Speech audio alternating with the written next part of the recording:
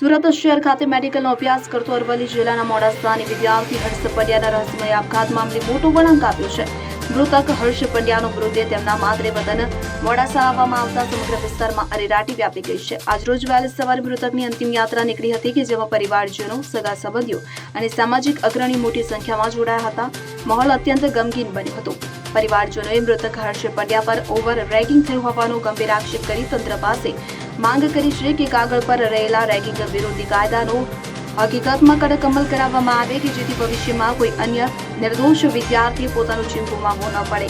સુરતની નવી સિવિલ હોસ્પિટલમાં તબીબના રહસ્યમય આપઘાત મામલે હવે સૌથી મોટો અને ચોંકાવનારો ખુલાસો સામે આવ્યો છે। પોલીસ અને કમિટીની તપાસ દરમિયાન રેગિંગ થયું હોવાનું સત્તાવાર રીતે સામે આવ્યું છે। મૃતક તબીબ પર તેમના જ 4 સિનિયર રેસિડેન્ટ વિદ્યાર્થીઓ દ્વારા અમાનવીય રીતે રેગિંગ કરાવવામાં આવતું હતું। સિનિયરોની હેરાનગતિ અને માનસિક ત્રાસથી કંટાળીને તબીબે અંતિમ પગલું ભર્યા હોવાનું ખુલાસામાં સામે આવ્યું છે। તપાસ કમિટી અને રેગિંગના પુરાવાઓ આવતા જ સમગ્ર મેડિકલ આલમમાં અરેરાટી વ્યાપી ગઈ છે અને આ ગંભીર મામલાને ધ્યાને રાખીને તંત્ર દ્વારા 4 આરોપી વિરુદ્ધ વિદ્યાર્થીઓ સામે તાત્કાલિક ધોરણે સખત કાર્યવાહી કરવામાં આવી છે અને 4 સિનિયર ડોક્ટરોને 6 મહિના માટે સસ્પેન્ડ કરી દેવામાં આવ્યા છે। નમસ્કાર દર્શક મિત્રો, હું છું ડૉક્ટર પિનાકિન પંડ્યા। અત્યારે જે આ માહોલ આપ જોઈ રહ્યા છો એ ખૂબ શોકનો માહોલ છે। અમે અમારો ભાણેજ ગુમાવ્યો છે, અમારો દીકરો ગુમાવ્યો છે। સરકારશ્રીના કાયદા મુજબ જ્યારે કોઈપણ પ્રકારના રેગિંગ ઉપર કોઈપણ અંકુશ નથી આ સરકારનો।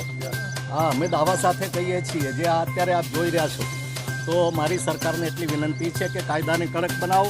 જે લોકોએ આ કૃત્ય ઇનડાયરેક્ટલી રીતે કર્યું છે, પ્રત્યક્ષ રીતે ઘણા બધા અમને ત્યાં પણ અમે ગયા સુરત, ત્યાં પણ અમને એવું જાણવા મળ્યું કે અહીંયા રેગિંગનો ખૂબ ત્રાસ છે।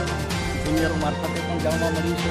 ફરીથી આપને વિનંતી કરીએ છીએ, અમે સરકાર માય બાપ છો આપ, તો આ વિષય ઉપર ખૂબ ગંભીર રીતે નિર્ણયો લેવામાં આવે, કડકમાં કડક સજા કરવામાં આવે અને પેપર ઉપર જે આ કાયદો છે એનો ખરેખર અમલ થાય એવું બતાવશે ત્યારે અમે માનીશું, ત્યારે અમે સરકારને ધન્યવાદ કરીશું।